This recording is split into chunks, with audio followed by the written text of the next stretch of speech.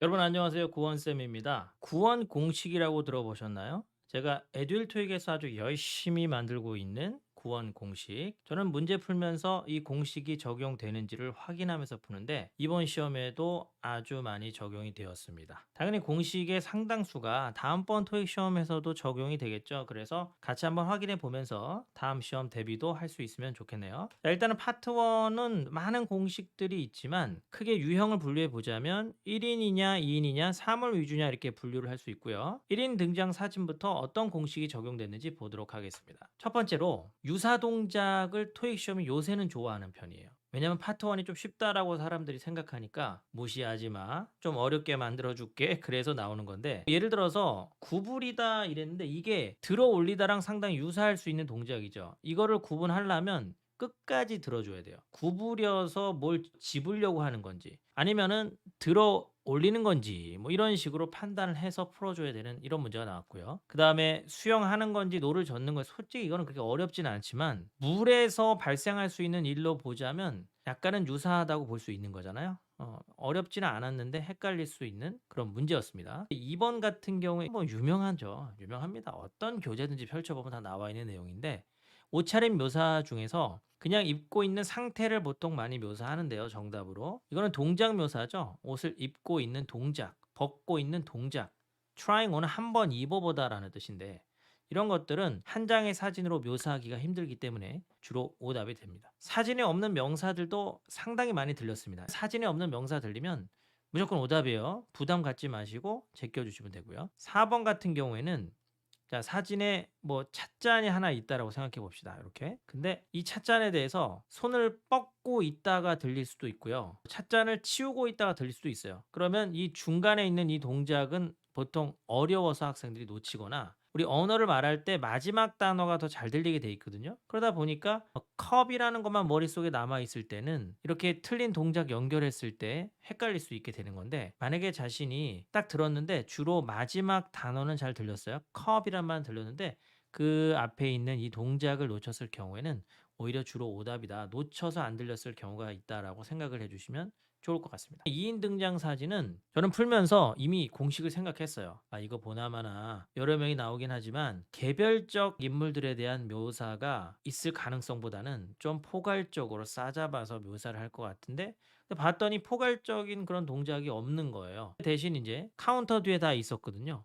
그럼 요런 거는 가능하겠죠. 카운터 뒤에서 있다. 공통적으로 묘사할 수 있는 것들이 우선순위가 됩니다. 물론 이것만 답이 되는 건 아니기 때문에 사람 개별적인 묘사도 신경을 써 주셔야 되고요. 만약에 인물들의 묘사가 뭔가 공통점이 없을 때는 반대로 근처에 있는 사물 가지고 묘사하는 경우도 있다라는 거. 저는 사진을 딱 보자마자 요거 그 앞에 있는 이렇게 뭔가 전시되고 있는 그런 부분을 묘사할 것 같은데라는 생각을 딱 하면서 한편으로는 요런 생각도 하고 있었는데요.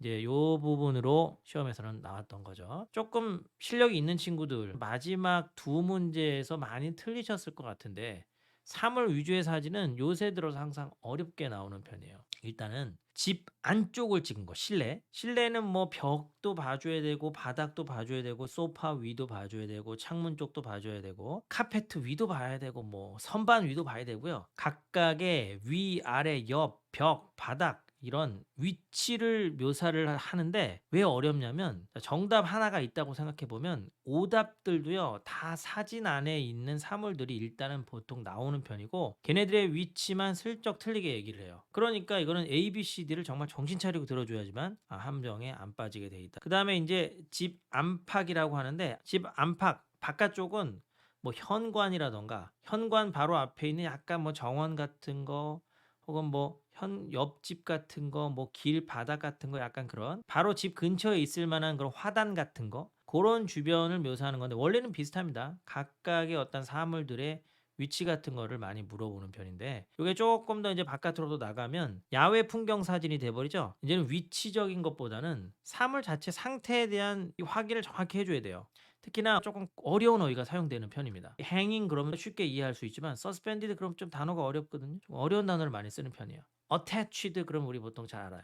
근데 핀으로 고정이 돼 있다. 이런 표현이 딱 사용되면 순간 안 들리게 되는 거죠. 그래서 그런 것들 조심할 필요가 있고 정확한 확인이라는 건 뭐냐면 이렇게 테이블 같은 게 딱 있는데 그림자가 딱 드리워져 있단 말이에요. 이 그림자가 나무 그림자인지까지 확인해서 들어가야 되는데 잘 보면 나무 그림자라고 확인할 수가 없었습니다만 또 저쪽 윗부분에 나무는 또 있어요. 그러면 이 나무가 또 어딘가에 그림자를 이렇게 드리우고 있는지도 확인해야 되는데 그런 것도 확인하기 힘들었는데 이게 거의 되게 짧은 순간에 확인을 해야 되기 때문에 상당히 오답을 소거하는데 부담스러울 수 있었던 요새 트렌드입니다. 다음 시험 대비하실 분들은 꼭 명심하세요. 벌써 5번, 6번 정도 갈 때쯤 되면 마음의 준비를 한다. 사진을 딱 보자마자 사진에 나와 있는 그 어떤 눈에 띄는 사물들에다 다 동그라미 쳐주세요.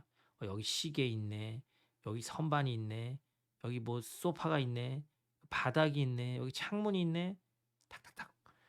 그렇게 해야지만 돌아가면서 저런 것들에 대해서 잘 묘사를 하고 있는지를 놓치지 않고 확인할 수가 있고요. 3번은 이번 시험에 나오진 않았습니다만 유명한 거죠. be, being, pp가 들리면 오답이다. 사람이 없을 때 말하는 겁니다. 왜 그러냐면 이게 사물의 동작을 표현하는 표현이라고 불러요. 사물이 어떻게 동작이 있지? 사물이 동작은 사람이 사물한테 동작을 가하면 내가 카트를 밀고 있다. 그러면 카트의 입장에서는 밀려지고 있는 중이다. A cart is being pushed. 이게 사람이 없어버리면 이런 말이 들릴 수가 없는 거죠. 단 전시되어 있다. 잘하고 있다. 뭐 그림자가 드리워져 있다라는 이런 식의 패턴은 예외적으로 be, being, pp지만 상태 묘사를 할 수 있는 패턴이 됩니다. 여기까지 이번 시험에 적용이 됐었던 파트 1 공식이었고요. 자, 파트 1보다는 파트 2에 대해서 할 말이 훨씬 더 많습니다. 다 못 들어도 풀 수 있었던 게 상당히 많았는데요. 같이 한번 확인해 보겠습니다. 공통적으로 2번, 3번은 100%는 아닙니다. 그냥 참고적으로 해야 되는 거죠. 아닌 경우도 있기 때문에.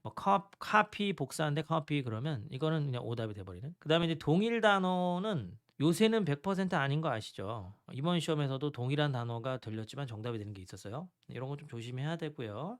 유사 발음은 오답이라고 생각하시면 되고 의문사, 의문문의 yes, no 이거 너무 쉬운 거라 따로 뭐 설명 안 하겠습니다. 그 다음에 회피성 답변 뭐 역시 빠지지 않고 두세 문제 나왔는데요. 나 모른다. 혹은 누가 알고 있다. 어디 봐라 이러면서 이 출처나 정보를 얻을 수 있는 어떤 방식을 제시해주는 이 회피성 답변에 대해서는 제가 추가 영상을 제작한 게 있으니까 저 위쪽에 어디 요쪽 요쪽 위에 확인해 보시면 뜰 거예요. 그래서 꼭 한번 확인해 보시도록 하고요. 의문사 의문문은 이번 시험에 어떤 게 적용이 됐느냐? 후로 물어보면 일단은 제일 첫 번째 만약에 후 나오면 이거는 대놓고 쉬운 문제거든요. 보통 7번에서부터 초반부 한 10문제까지는 쉬운 편이에요. 뻔한 교과서 패턴으로 나옵니다. 사람, 직책, 부서 혹은 집단명 이거 좀 조심하세요. 이런 게 들리면 정답이 됩니다. when하고 where가 요새 들어서 어렵게 나옵니다. 왜냐면 솔직히 when은 다 못 들어도 이거 시간을 물어보는 거고 where로 물어보면 다 못 들어도 이거 그냥 장소 물어보는 거지 이렇게 생각할 수 있잖아요. 근데 when하고 where 발음이 상당히 어렵게 나와요. 정신없습니다. 툭 하고 지나가고요. 나머지 문장 구조가 똑같기 때문에 이게 언제 열리는 거냐 어디서 열리는 거냐를 구분해야 돼서 정답에 만약에 장소가 답이 되는 문제 where였다 그런데 when에 대한 답변이 툭 들어가 있어요. when으로 물어봤을 때는 where에 대한 답변이 들어가 있고 요거 조심하셔야 됩니다. 앞번호 때 툭 하고 나와버려요. 되게 힘들어요. 여기에서 툭 하고 한 문제 틀릴 수 있습니다. 3, 4번은 전통적인 건데요. 와 타동사 뭐냐? 제가 무엇을 가져가야 됩니까? 뭘 가져와야 됩니까? 그러면 갖고 와야 되는 그 명사가 툭 하고 답이 되고요. 이렇게 명사만 딱 들릴 수 있는 거는 이런 what 의문문 같은 게 그래요. 뒤에서 얘기하겠지만 뭐 일반 부정 부가 의문문이나 평서문에서 갑자기 명사만 툭 돌리면 그건 오히려 오답인데 얘 같은 경우에는 이제 what으로 물어봤으니까 명사를 대답을 할 수 있는 겁니다. 유명한 오답 패턴이죠. How long? 그러면 우리는 long에 꽂혀가지고 길이를 생각한단 말이에요. 3 meters 이러면 그건 오답이에요. 기간에 대한 물음이라는 게 확인이 딱 되면 기간으로 5번 조심해야 되는데 보통 우리 이렇게 가르칩니다. Why don't you는 하는 게 어때요? 그래서 이거는 이유를 물어보는 게 절대 아니다라고 이렇게 들으셨을 것 같은데 Why don't you도 상황에 따라서 답변은 이유에 대한 답변으로 할 수도 있어요. 그래서 이 문제가 이번 시험에 좀 어려웠는데 우리 파티를 여는 게 어때요? 이렇게 해석할 수도 있죠. 그렇지만 왜 파티를 열지 않아요? 이렇게 해석해도 답변으로 뭐 지금 바쁜 시기니까요. 이렇게 대답할 수도 있는 거예요. 이거 정말 중요합니다. 뭐냐면은 보통 의문사 의문문이 25번 이후 뒷부분에 나오게 되면 질문의 전제를 부정하는 의도 파악 답변이라는 게 나옵니다. 언제 뭐뭐 하나요? 그러면 우리 머릿속에서 그러면 시간에 대한 답변을 해야 되는데 이미 했어요. 그러면 이 언제 뭐뭐에 대한 전제가 부정되는 거죠. 어디서 물건 샀어요? 어디에라는 답변을 해야 돼요. 뭐 샵에서 샀건 인터넷으로 샀건. 근데 그런 말을 안 하고 그냥 선물 받았어요. 이 질문에 어디서라는 의문사 자체 저 부분을 다 그냥 부정해 버리는 거죠. "얼마나 걸려요?"라고 얘기했더니 그러면 뭐 "10 분이요. 20 분이요." 이런 얘기를 안 하고 그냥 걷자. 이렇게 "어떻게?"라고 물어봤으면 방법 얘기해야 되거든요. 근데 자동이다.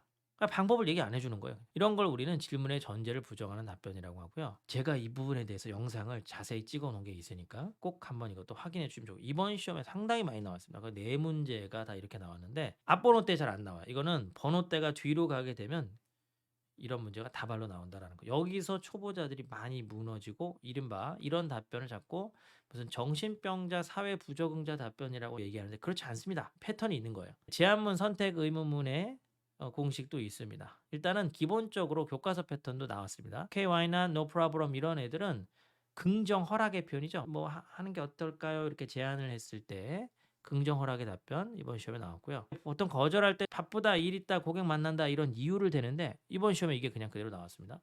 근데 이제 좀 어려운 게 뭐냐면 이유를 댈 때 이런 이유 댈 때가 있어요. 고난도 의도 파악이라고 하는데 이 제품 한번 써보시겠어요? 이렇게 물어보면 싫어요. 좋아요. 이렇게 대답하면 너무 쉽죠? 근데 그 말 싹 빼버리고요. 새 제품이 3월에 나온다고 했어요라고 얘기를 해버립니다. 그러면 이게 사실은 거절의 의도거든요. 근데 이걸 못 느낍니다 우리가. 순간 엉뚱한 답이라고 착각하게 되는 거죠. 부정 거절 표현 없이 바로 이유를 대는 패턴이고요. 문제 번호 때는 후반부에 나오게 됩니다. 이거는 이제 전통적인 건데 단어 5월 단어.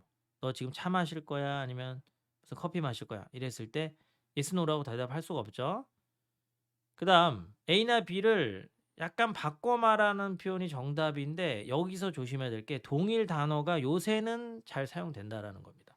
예전에는 동일 단어 들리면 오답이었는데 "커피가 비싸요? 생수가 비싸요?" 이랬더니 "커피 가격이 후덜덜해요."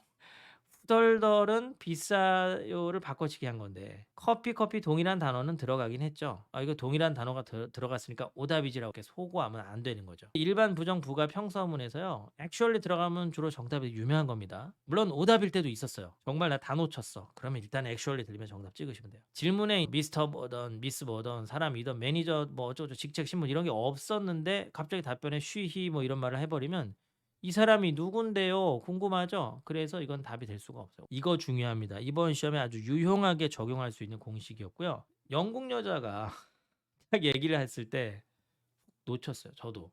저 놓쳤는데 다 맞췄습니다. 놓쳤지만 갑자기 이 질문이 뭐 하나도 안 들렸어. 근데 존 피크닉 장소 땡 이러면은 단답형 명사로 툭 떨어졌다. 명사 구. 명사구로 떨어지게 하려면 what 타동사 형태로 물어봐야 돼요. "너 뭐 갖고 올 거예요?" 그럼 뭐 "선물이요." 그냥 "선물." 이래도 되는 거거든요. 근데 갑자기 이런 "놀러 가십니까?" 그러면 "놀러 간다." "안 놀러 간다." 뭐 딱 뭔가 문장으로 얘기를 해야 되는데 좋은 피크닉 장소 그리고 명사로 툭 떨어지면 특히 평서문이라든가 일반 부정 부가 의문에서 요런 답변 딱 하면 오답이다. 아주 유용하게 쓸 수 있습니다. 다음 시험에도 꼭 활용해 보시고요. 문제 제기하는 평서문의 해결책도 이거 유명합니다. 교과서 패턴은 오래전부터 나오던 거죠. 복사하기 고장 났어요. 자료가 부족해요. 뭐 어디다 뒀는지 모르겠어요. 그래서 해결책을 제시해 주는 이런 패턴 나왔던 것이 그대로 나오는 것을 알 수가 있다. 이번 시험뿐만 아니라 다음 토익에도 적용될 수 있는 구원 공식에 대해서 같이 확인해 봤고요. 영상이 도움이 되었다면 좋아요 하나 부탁드리겠습니다. 감사합니다. 안녕.